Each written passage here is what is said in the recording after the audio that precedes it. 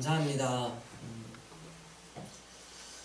그 어떤 것보다도 우리에게 소중한 분은 바로 우리 주님임을 고백합니다. 살아계신 하나님 말씀을 통해 날 향한 하나님의 마음을 또 헤아리는 복된 시간 되게 하여 주시옵소서.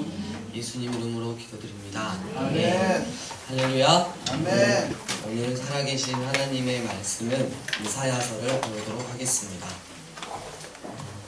이사야서 절반 39장까지 한번 나가보도록 하겠습니다. 이사야서는 여러분들이 이제 알다시피 주로 이제 히스기야 왕의 아버지 이름이 정신나간 그렇죠, 아하스. 네, 이때. 그리고 이 이사야는 히스기야의 아들 므낫세, 통틀어서 가장 악한 왕이었죠.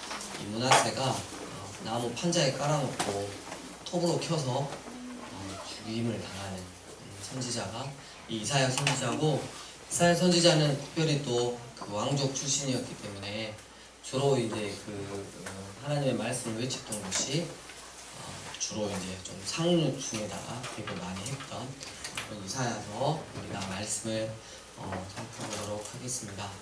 이사야서 1장 5장 보면 이사야 시대에 대한 아주 분냄, 그런 성토가 이렇게 돼 있고요. 그 다음에 소명과 이사야가 어떻게 소명을 받았는지에 대한 소명장과 메시아에 관련된, 특별히 메시아 11장은 메시아장이라고 우리가 부르고 있습니다. 그리고 열방을 향한 선포가 23장까지 나오고요. 그 다음에 27장까지 심판이 나오고, 그리고 33장까지 다시 이사야 자신의 시대로 돌아와서 하나님을 의지하지 않고 강대국인 애굽이나 혹은 아수르를 의지했던 유다를 책망했어요. 하지만 항상 하나님의 결론은 징계를 하는 게 영원히 없애버리는 게 아니라 결국 회복을 위한 회초리임을 우리가 또 알 수가 있습니다. 이제 한번 살펴보도록 하겠습니다. 참고적으로 다음 주에 듣겠지만 40장부터 66장은 그 구약 안에서의 신약이라고 해요.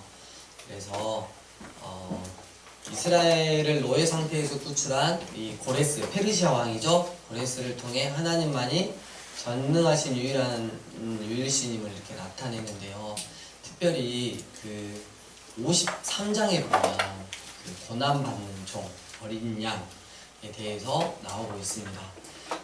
이스라엘 사람들이, 그리고 랍비들을 통해서 저 이사야서를 많이 보거든요. 보면 저기 고난받는 종 53장이나 이런 것들을 확인해 보면 분명히 예수님임을, 메시아가 예수님임을 확인할 수 있는데 그들은 몰라요. 왜냐하면 랍비들이 의도적으로 저기 고난받는 종 53장, 그러니까 49에서 57장 이 사이를 읽지 못하게 합니다.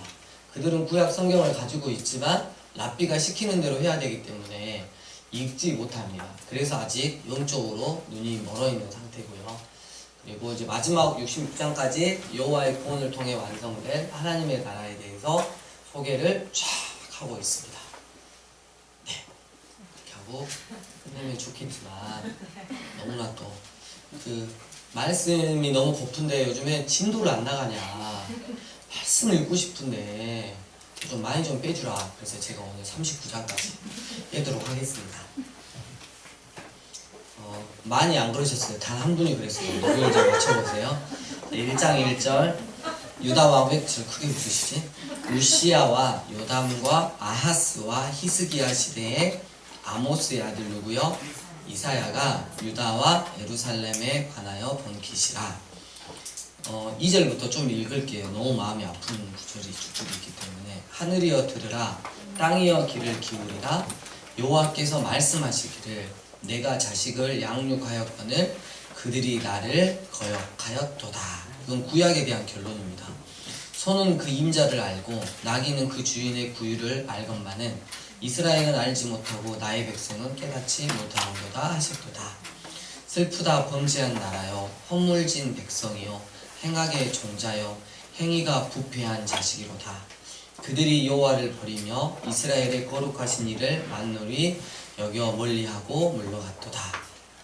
너희가 어찌하여 매를 더 맞으려고 폐역을 거듭하느냐. 온 머리는 병들었고 온 마음은 피곤하였으며 발바닥까지 머리까지 성한 곳이 없이 상한 곳과 터진 곳과 서로 맞은 흔적 뿐이거늘 그들을 짜며 싸매며 기름으로 부드럽게 함을 받지 못하였도다. 너희의 땅은 황폐하였고 너희의 성읍들은 불에 탔고 너희의 토지는 너희 목전에서 이방인에게 삼켜졌으며 이방인에게 파괴됨 같이 황폐하였고 딸 시온은 포도원의 망대같이 참외밭에 원두막같이 에워싸인 성읍같이 겨우 남았도다. 만군의 여호와께서 우리를 위하여 생존자를 조금 남겨두지 아니하셨다면 우리가 소돔 같고 고모라 같았으리로다. 이렇게 말하고 있어요.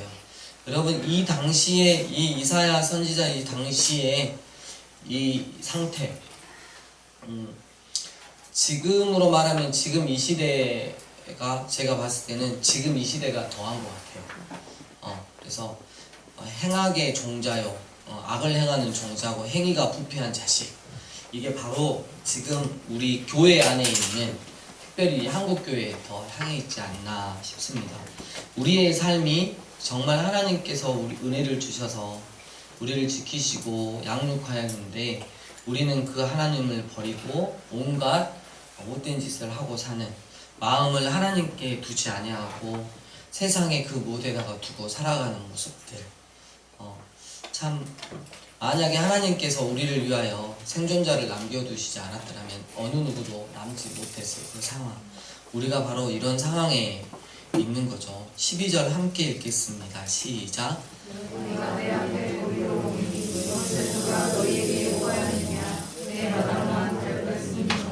여러분, 삶은 그렇게 살면서 하나님 없이 살아가면서 내가 죄를 즐기고 살아가면서 너희가 내 앞에 보이러 오니, 그러니까 주일 되면 뭐하러 오는 거예요? 예배하러 오니 이것을 누가 너희에게 요구했냐.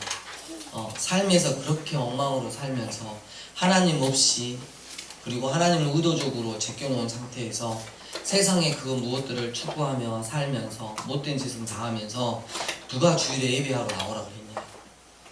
내 마당만 밟을 뿐이니라. 예배당만 밟고 지나가는 너희들 13절 끝부분 보세요. 성애와 아울러 악을 행하는 것을 내가 여호와 하나님께서 어떠신다고요? 견디지 못하겠노라 이랬어요.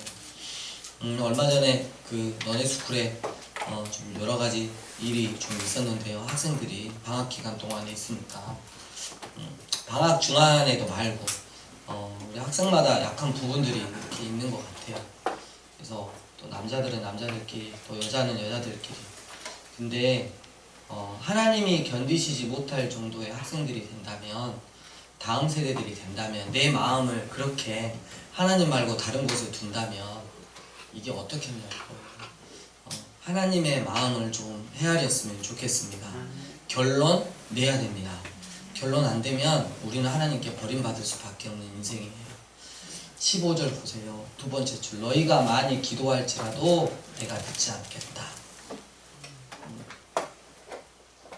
16절. 그렇기 때문에 너희는 스스로 씻으며 스스로 깨끗하게 하여 내 목전에서 너희 악한 행실을 버리며 행악을 그치고 선행을 배우며 정의를 구하며 학대받는 자를 도와주며 고아를 위하여 신원하며 과부를 위하여 변호하라 하셨느니라.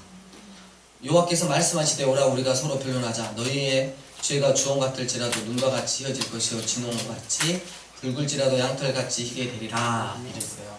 여러분, 많은 분들이 18절 말씀을, 특히 부흥회 같은 거 할 때 너희 죄가 주홍 같을지라도 하나님께서 눈과 같이 희게 해주실 거라고.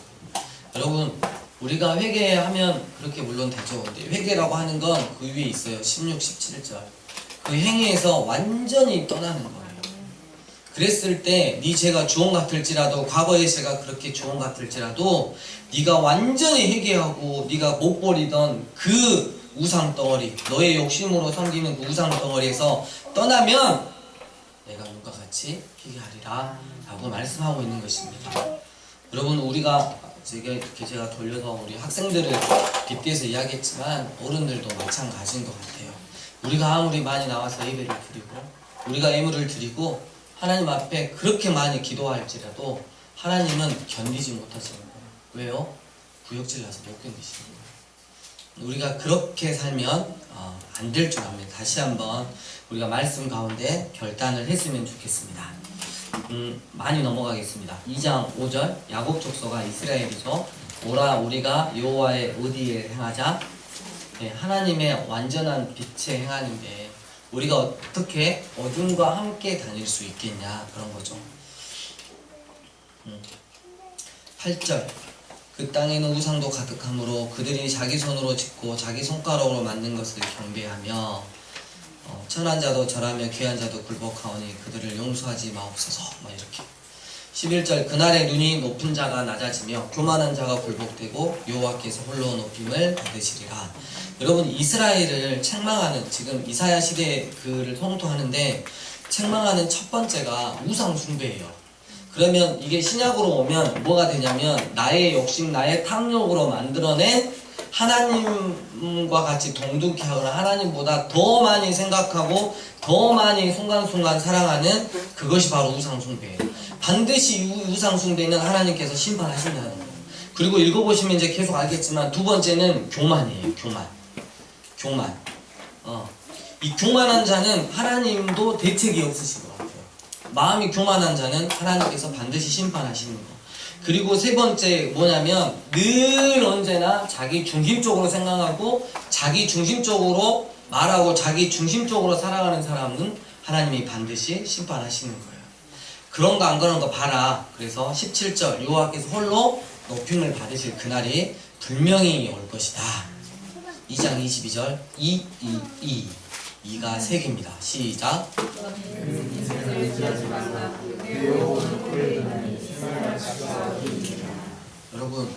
여러분의 인생을 여러분 자신에게 의지해서 내가 어떻게 해봐야지?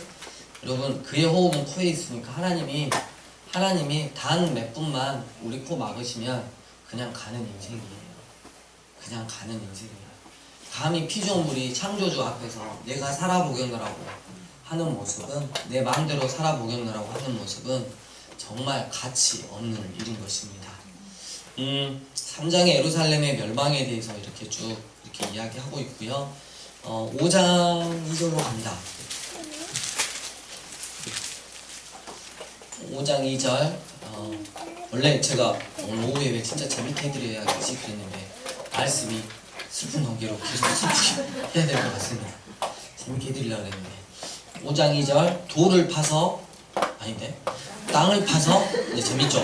돌을 제하고 극상품 포도나무를 심었도다. 친구들 극상품은 최고로 좋은 상품 그러니까 최고로 좋은 씨앗을 심었어요. 그 중에 망대를 세웠고 또 그 안에 술틀을 팠도다. 좋은 포도 열매를 받았더니 뭐요? 들포도를 맺었도다. 5절 이제 내가 내 포도원에 어떻게 행할지를 너희에게 이르리라. 내가 그 울타리를 걷어 먹힘을 당하게 하며 그 담을 헐어 짓밟히게 할 것이요. 여러분 우리를 향해서 하나님이 최상의 극상의 포도나무라고 했는데 그 씨앗이 심어졌는데 여러분 그렇게 잘 자라야 되는데 뭐가 됐냐면 들포도가 됐대요. 들포도는 아무도 그냥 이렇게 심어놓고 내버려도 아주 그냥 최악의 최저의 상품인 게 바로 이게 지금 들포도가 되겠습니다. 하나님은 우리를 기대하셔서 그렇게 아름답고 값진 걸로 망대를 세우고 보살피고 걸음을 주고 했건만 우리가 맺은 열매가 겨우 들포도 정도라면 이게 말이 되겠나? 하나님이 지금 이스라엘에게 지금 우리에게 말씀을 하시는 거예요.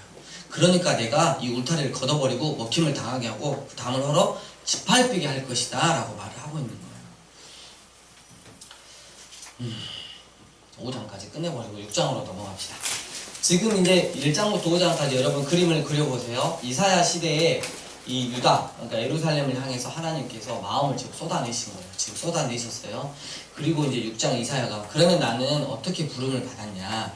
우시야 왕이 죽던 해에 내가 본즉 주께서 높이 들린 보좌에 앉으셨는데 그의 옷자락은 성전에 가득하였고 스랍들이 모시고 서랍이 아닙니다. 스랍들이 모시고 섰는데 각기 6날개가 있어 그 둘로는 자기 얼굴을 가리었고 그 둘로는 자기의 발을 가리었고 그 둘로는 날며 서로 불러 이르되 거룩하다 거룩하다 거룩하다. 삼중구도로 완벽한 히브리어 삼중구도 완전한 강조점이죠. 만군의 여호와여 그의 영광이 온 땅에 충만하도다 하더라. 여러분 이게 신약하면 어디에 있어요?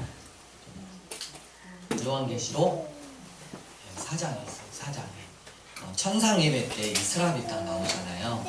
그래서 요한계시록 4장 가서 읽으면 이사야가 봤던 그 하나님을 이렇게 시중두는 그 천사들, 스랍들 이렇게 이해할 수가 있겠죠. 자, 8절에 주께서 이르시되 내가 누구를 보내며 누가 우리를 위하여 갈고 하시니 그때 내가 이르되 내가 여기 있나이다 나를 보내소서 하였더니. 자기가 이제 소명을 받는 거죠. 여호와께서 이르시되 가서 이 백성에게 이르기를 너희가 듣기는 들어도 깨닫지 못할 것이요 보기는 보아도 알지 못하리라 하여 이 백성의 마음을 둔하게 하며 그들의 귀가 막히고 그들의 눈이 감기게 하라. 염려하건대 그들이 눈으로 보고 귀로 듣고 마음으로 깨닫고 다시 돌아와 고침을 받을까 하노라 하시기로 이랬어요. 여러분 이 뉘앙스는 어때요? 하나님이 어떻게 해요?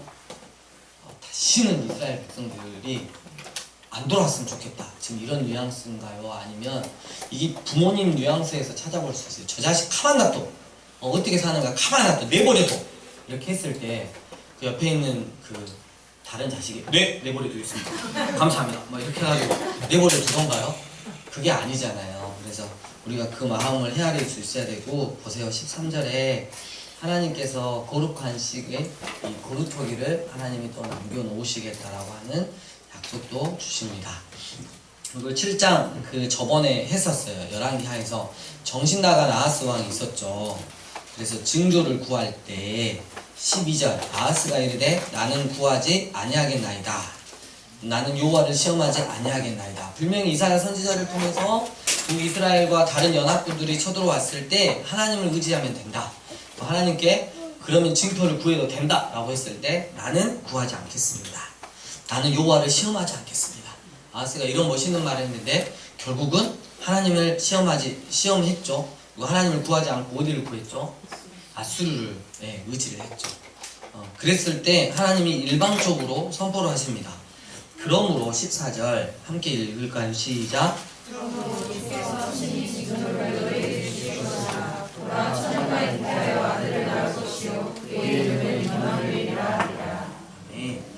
여러분 여기서 제가 이제 하나 이야기를 해드릴 게 있어요. 선지서에서 이렇게 의미를 딱 하나 이렇게 그 내용이 나오면 이중적인 의미예요. 그 당시의 역사적인 거, 그리고 두 번째 메시아에 관한, 예수 그리스도에 관한 상징적 의미, 이렇게 두 개가 가요. 그러면 14절에 보세요. 이 처녀가 나와요. 처녀가 잉태하여 아들을 낳을 것이요. 이 히브리어로 보면 이 처녀가 첫 번째 의미로는 영 우먼이에요.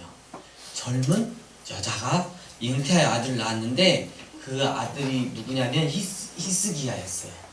이해 가세요? 그래서 히스기야가 엄청난 믿음을 가지고 어떻게 해요? 구원을 내죠. 전쟁이 일어났을 때 구원을 내잖아요. 이게 첫 번째 의미고, 이 처녀가 히브리어 또 두 번째 의미는 뭐냐? 버진. 여러분 그 사도신경 할 때 동정녀 마리아 할 때 버진 메리 이랬죠. 친구들 다 외웠잖아. 뭐가 벌어졌을까? 이렇게 한 게, 이 버진이 동정녀, 수처녀라는 뜻이에요. 그러면 이건 1차적으로 히스기야지만 2차적으로는 뭐예요? 임마누엘, 우리와 함께 하시는 하나님, 그분이 누구시죠? 곧 동정녀 마리아를 통한 예수 그리스도다. 이렇게 이중적 의미로 항상 성경을 보시면 되겠습니다. 이해 가셨죠? 네. 너무 많이 하면 또 힘들어 하시니까 9장으로 얼른 넘어가겠습니다. 우리 앞에 다혜리가 있는데 너무 요즘 예배를 반듯하게 잘 드려가지고 엄마한테 많이 맞은 건지 아니면 스스로 저렇게 하는 건지 굉장히 궁금하기도 하고요. 썰렁하니까 빨리 하겠습니다. 9장 1절 전에 고통받던 자들에게는 흑암이 없으리로다. 이적에는 여호와께서 스불론 땅과 납달리 땅이 멸시를 당하게 하셨더니 후에는 해변길과 요단 저쪽 이방의 갈릴리를 영화롭게 하셨느니라. 흑암에 행하던 백성이 큰 빛을 보고 사망의 그늘진 땅에 거주하던 자에게 빛이 비치도다. 여러분 여기가 원래 이 스불론 땅과 납달리 그리고 이 갈릴리 이쪽 지방이 굉장히 어두웠는데 지금 어떻게 해요? 큰 영화로운 빛이 돼요. 여러분 이 말씀을 성취하신 분이 누구예요? 바로 예수님이죠. 예수님이 어느 지방에서? 바로 이 갈릴리 지방에서 사역을 하셨습니다. 6절 이는 한 아이가 우리에게 낳고 한 아들을 우리에게 주신 바 되었는데 그의 어깨에는 정사를 메었고 그의 이름은 기묘자라 모사라 전능하신 하나님이라 영존하시는 아버지라 평강의 왕이라 할 것임이라 이랬어요. 그는 어느 누구도 감히 생각하지 못했던 놀라운 계획을 세우시며 그 일을 이루실 것이다. 그 정서와 평강이 더함이 무궁하며 또 다윗의 왕자와 그의 나라에 군림하여 그 나라를 굳게 세우고 지금 이후로 영원히 정의와 공의로 그것을 보존하실 것이라. 함께 읽겠습니다. 시작. 만군의 여호와의 열심히 이를 이루시리라. 아멘. 여러분, 구원은 누가 친히 하신다? 우리 주님이 친히 하신다. 여호와의 열심, 우리를 향한, 더 작게 내 자신을 향한, 나를 향한 하나님의 구원의 열심, 나에게 은혜 주시고 사랑 주시고자 하는 하나님의 이 열심이 바로 느껴지시는 여러분이 되었으면 좋겠습니다. 그리고 이제 10장에 보면 10장 5절 아수르 사람은 화 있을진저 그는 내 진노에 뭐다? 그 손에 몽둥이는 내 분노다. 그러니까 하나님이 이 악한 나라 아수르를 쓴 이유는 뭐예요? 하나님의 진노의 해초리로 쓰려고 했었어요. 근데 여러분, 이 진노의 막대기가 주인의 손을 떠나서 어떻게 해요? 자기 스스로 교만해지는 걸 볼 수 있었죠. 그래서 이 아수르를 하나님이 어떻게 하시겠다? 가만두지 않으시겠다라고 이렇게 이야기를 하는 거예요. 그래서 12, 13, 14절 정말 교만한 자는, 교만한 나라는, 교만한 교회는, 교만한 목자는 답이 없습니다. 15절 도끼가 어찌 찍는 자에게 스스로 자랑하겠으며 톱이 어찌 켜는 자에게 스스로 큰 치 하겠느냐. 이는 막대기가 자기를 드는 자를 움직이려 하며 몽둥이가 나무 아닌 사람을 들려함과 같음이로다. 그 다음에 이제 11장이 뭐라고요? 메시아장이에요. 이새의 줄기에서 한 싹이 나면, 여러분 이새가 누구예요? 아까 다윗의 아버지. 우와, 대박. 이새의 줄기에서 한 싹이 나면 그 뿌리에서 한 가지가 나서 결실할 것이요 그랬어요. 여기는 지금 그 올리브 나무를 뜻하는 건데, 여러분 이새의 줄기에서 다윗이 나오고 결국 또 누구죠? 다윗이 상징하는 누가 나온다? 예수 그리스도가 나오죠. 그의 위에 여호와의 영 곧 지혜와 청명의 영이요 모략과 재능의 영이요 지식과 여호와를 경외하는 영 성령님이 강림하시리니 그가 여호와를 경외함으로 즐거움을 삼을 것이며 그의 눈에 보이는 대로 심판하지 아니하며 그의 귀에 들리는 대로 판단하지 아니하며 공의로 가난한 자를 심판하며 정직으로 세상에 겸손한 자를 판단할 것이며 그의 입에 막대기로 세상을 치며 그의 입술의 기운으로 악인을 죽일 것이며 공의로 그의 허리띠를 삼으며 성실로 그의 몸에 띠를 삼으리라. 예수님의 초림입니다. 예수님이 처음에 오셨을 때 이런 일을 하시는 거고, 그 다음 6절부터 9절까지는 예수님이 다시 오실 재림을 말합니다.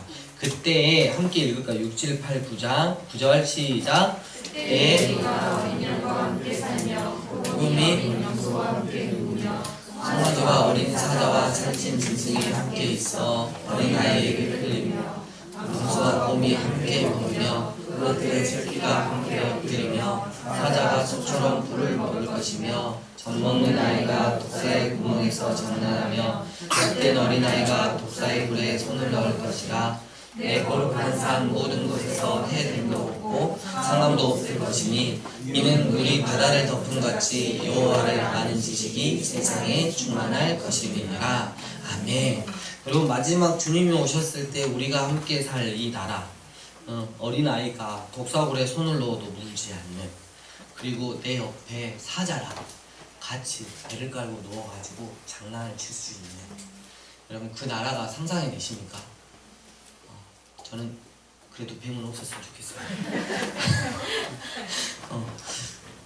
9절에 물이 바다를 덮음같이 여호와를 아는 지식, 마지막 때는 여호와 하나님을 아는 지식이 세상에 충만할 것임이라고 말하고 있습니다. 이 바다, 이스라엘 백성들에게 이 바다는 얌입니다. 얌. 히브리어로 우리 양스 같이 얌입니다. 얌. 이 바다는 자신들이 무서워하는 모든 신들이 살고 있었던 곳이 바로 바다예요. 그래서 이스라엘에게 바다를 말하면 정말 무서워요. 무서운 존재들이, 그 신들이 거기 다 살고 있어요. 악신들이. 근데 이 앞에 나온 이 물은 그냥 간단한 이 물이 아니라 마임이라고 그러죠. 여러분, 마임 많이 들어봤죠? 히브리어로 마임이라 그러는데 이 물은 뭐냐면 하나님께서 그 광야 같은 곳에 하나님께서 은혜로만 내려주실 수 있는 하늘로부터 내려오는 물이에요. 이 하나님의 은혜가 세상의 모든 그 공포를 이렇게 일으키고 두려움을 일으키는 모든 그 바다를 어떻게 해요? 덮어버렸어요. 하나님의 은혜가 이 세상의 악한 모든 것들을 덮음같이 여호와를 아는 지식이 마지막 때는 어떻게 해요? 세상에 충만할 것입니다. 여러분 그 어마무지한 바다를 덮는 게 하나님의 은혜의 생수예요. 할렐루야. 네. 아멘, 할렐루야 확실히 하시네. 아멘. 아멘. 이렇게 아멘. 빨리 가. 끝내. 막 이런 식으로 지금 들리고 있어요. 아, 끝나네. 막 이렇게. 13장부터 23장까지 열방을 향한 선포입니다. 13장 1절 어디죠? 네, 바벨론. 이제 넘어갈게요. 네, 자, 그 다음에 이거 좀 더 해야겠다. 14장 그 12절에서 14절에 보면 1차적인 의미는 바벨론이에요. 근데 2차적인 의미는 세이튼, 사단이 됩니다. 자, 이사야 14장, 에스겔 28장. 기억해놔요. 14 곱하기 2는 28이죠. 이사야 14장, 에스겔 28장. 누구에 대해서 나와 있다고요? 사단에 대해서 나와 있어요.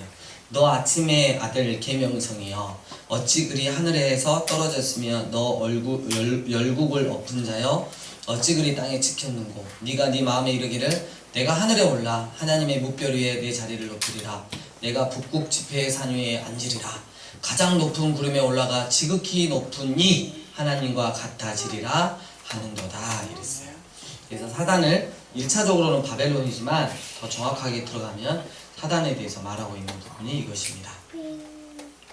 24절 만군의 여호와께서 맹세하여 이르시되 내가 생각한 것이 반드시 되며 내가 경영한 것을 반드시 이루리라 이랬어요. 하나님께서 마지막 때를 계획해 놓으시고 반드시 하나님께서 이루어 가시겠다고 말씀하시는 것입니다. 25절 어느 나라가 나와요 이제? 아수르 두 번째. 26절 이것이 온 세계를 향하여 청한 경영이며 이것이 열방을 향하여 평소니라 하셨나니 만군의 여호와께서 경영하셨은즉 누가 능히 그것을 패하며 그의 손을 펴셨은즉 누가 능히 그것을 돌이키랴. 네. 하나님의 그 마지막의 계획 가운데 은혜의 길로 내가 빠진 은혜의 길로 분류가 되냐 아니면 정말 공의의 길로 분류가 되냐. 여러분 이거는 정말 우리가 이 땅 가운데 믿음을 어떻게 쓰며 살아가냐. 29절 누구 나오죠? 블레셋. 그 다음에 15장 1절 어디요? 모압. 16장 6절 보세요. 모압, 우리가 모압에 뭘 들었나니? 교만이 하나님이 여러분 이방들을 심판할 때는 주로 도덕적이고 교만한 것을 심판해요. 근데 여러분 우리 같은 흔히 말하는 이스라엘 하나님의 백성들은 뭘 갖고 심판하신지 알아세요? 너 교만했다. 너 도덕적으로 좀 그랬다. 아니 이거는 기본 중에 기본이고 제일 중요한 게 뭐냐면 너는 내 말을 똑바로 듣고 그 말대로 살았다 안 살았다. 이게 우리의 심판의 기준이에요. 여러분 명심하셔야 돼요. 17장 1절 어디요? 다맥스. 그 다음에 17장 12절 많은 민족. 두 번째 줄 열방 그랬죠. 18장 1절 구스 에디오피아입니다. 그 다음 19장 1절 애국. 빨리 넘어가니까 엄청 좋지 않나요? 네. 자, 그 19절, 20절, 21절, 22절, 23절, 24절, 25절 보면 23절만 함께 읽을까요? 이 심판 가운데서도 싹 쓸어버리는 게 아니라 이방인 가운데서도 여전히 하나님의 구원의 사역이 이루어지고 있는 것을 볼 수 있습니다. 23절 시작.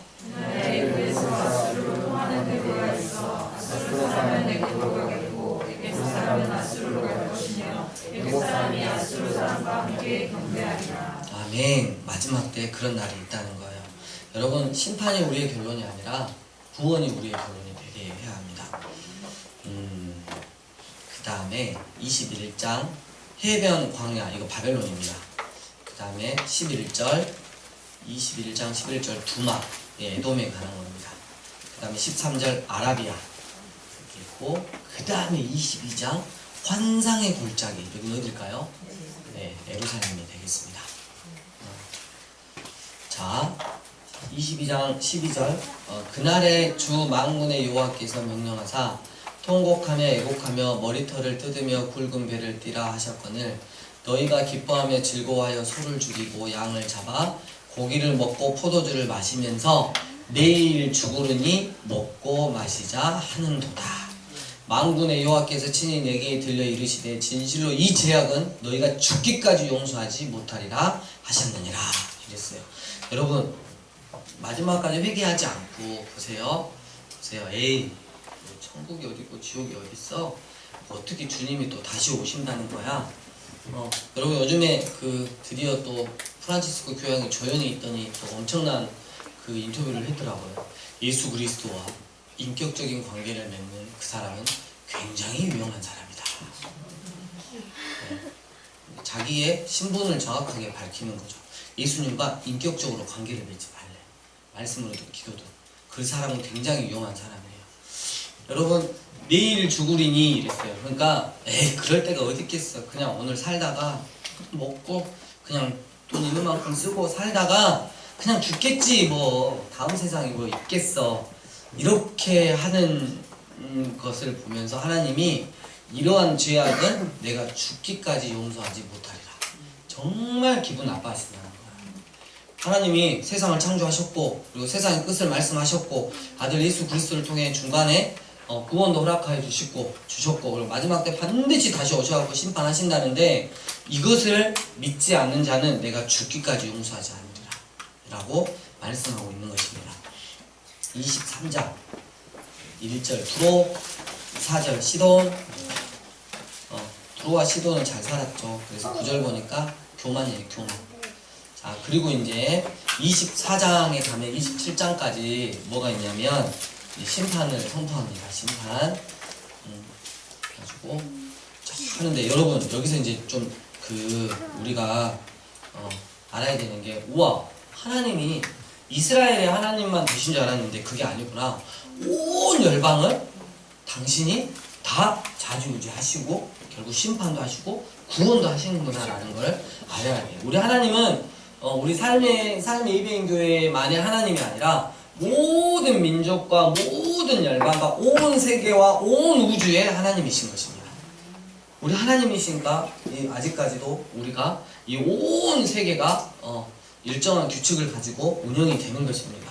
그리고 제가 아까 말씀드렸지만 하나님을 믿는다고 하는 사람들 기준이 하나님 말씀대로 사느냐 못 사느냐 이게 굉장히 중요합니다. 하나님을 사랑하고 이웃을 사랑하느냐.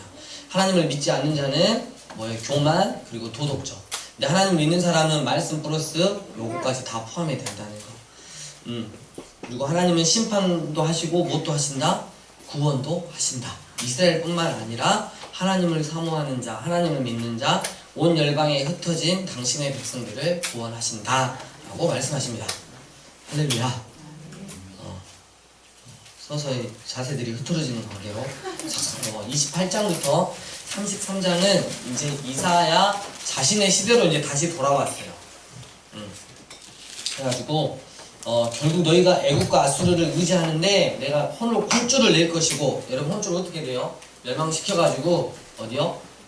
바벨론에 70년 동안 포로생을 하죠. 그러나 그게 끝이 아니라 다시 회복을 시키시겠다라는 말씀이 되는 것입니다. 29장 11절부터 13절 한번 잠깐 보겠습니다. 그러므로 모든 계시가 너희에게는 봉헌책의 말처럼 되었으니 그것을 그 아는 자에게 주며 이르기를 그대에게 청하노니 이를 읽으라면 그가 대답하기를 그것이 봉헌했으니 나는 못 읽겠노라 할 것이요 또 그 책을 글 모르는 자에게 주며 이르기를 그대에게 청하노니 이를 읽으라면 그가 대답하기를 나는 그를 모른다 할 것이니라. 주께서 이르시되 이 백성이 입으로는 나를 가까이하며 입술로는 나를 공경하나 그들의 마음은 내게서 멀리 떠났나니 그들이 나를 경외함은 사람의 계명으로 가르침을 받았을 뿐이니라. 이랬어요. 지금 뭘 이야기하고 싶냐면 성경에 대해서 지금 이야기를 하는 거예요. 무슨 핑계를 대서라도 성경 읽기 힘들겠다. 성경 못 읽겠다. 못 읽겠으면 여러분 요즘에는 웹이 있어가지고 틀면 나와요. 너무 천천히 읽으면 빨리 누르면 또 빨리 또 읽어져요. 여러분 사탄은요 무슨 수를 써서라도 우리가 살아계신 하나님의 말씀을 읽지 못하게 만듭니다. 그리고 우리 안에 있는 건 또 뭐가 있냐면 무슨 수를 써서라도 어떠한 핑계를 대서라도 성경을 못 읽겠다고, 읽을 시간이 없다라고 말을 합니다. 여러분, 하나님을 사랑하는 자는 입으로만 그리고 입술로만 하나님을 사랑하고 공경하는 자들은 능히 이룰 수 있습니다. 하지만 마음 중심으로 하나님을 경외하는 사람은 한시도 살아계신 하나님의 말씀을 옆으로 제낄 수는 없는 것입니다. 그러니까 핑계대지 마시고, 우리 교회가 이렇게 시스템이 있잖아요. 그래서 하라는 대로 이렇게 하시라는 대로 이렇게 따라서 하면 성경 1년 반 좀 더 지나면 1독씩 하잖아요. 처음에 힘들지라도 이렇게 틀어놔 보시고 또 읽어보시고, 그것도 못하겠으면 목사님이 좀 이렇게 주중에 한 거 체크한 것만이라도 다시 한번 좀 읽어볼 수 있는 그런 여러분들 되었으면 좋겠습니다. 하나님은 다 아세요. 이 녀석이 입으로만 나를 공경하는지 온 마음으로 삶으로 공경하는지. 16절 너희의 패역함이 심하도다. 토기장애를 어찌 진흙같이 여기겠느냐. 여러분, 하나님이 토기장이고 우리가 뭐예요? 진흙인데, 진흙인 우리가 토기장애를 제껴버리는 거예요. 말이 안 되는 거죠. 그 다음에 30장 10절 9절 되저 이는 패역한 백성이요 거짓말하는 자식들이요 여호와의 법을 듣기 싫어하는 자식들이라. 그들이 선견자들에게 이르기를 선견하지 말라, 뭐 말하지 마. 선지자들에게 이르기를 우리에게 바른 것을 보이지 마. 그런 소리 하지 말라 말이야. 우리에게 부드러운 말을 하라.